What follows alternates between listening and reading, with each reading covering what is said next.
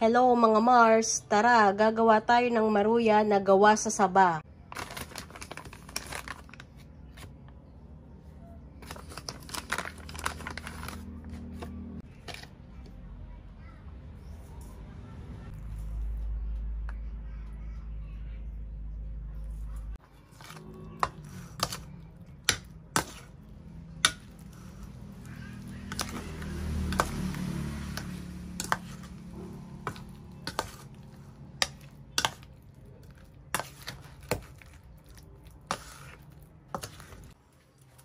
So, mga Mars, tapos ko na siyang lagyan ng harina dito at harina din doon. Sugar dito at sugar din doon.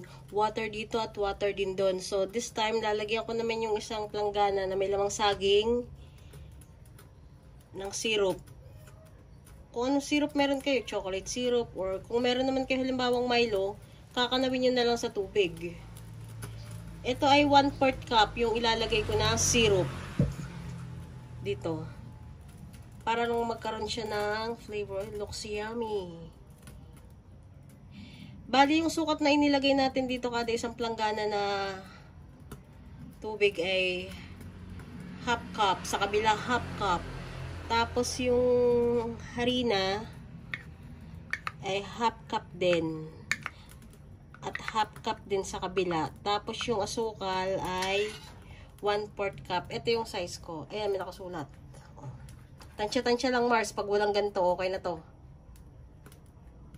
Hahaluin na natin yung ating nilagyan nito. Pwede rin siya. Para maiba lang, hindi laging classic maruya. Tapos nilalagyan ng mantikilya. Ito pwede rin.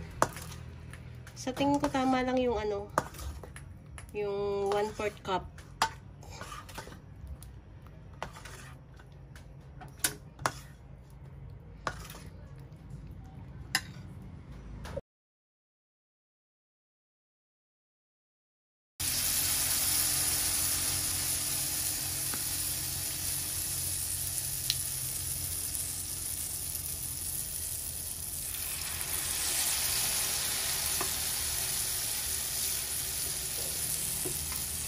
Parang mas nagiging dark siya dahil sa kulay na chocolates. Pero hindi yan sunog mga Mars. Hirap magbaliktad. Ang bango ng amoy.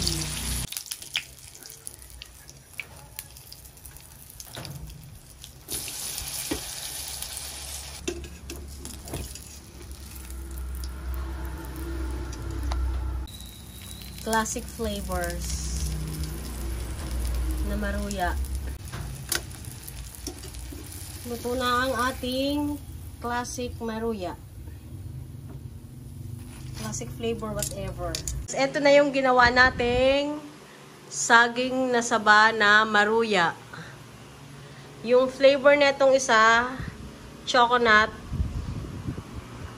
At ito yung classic.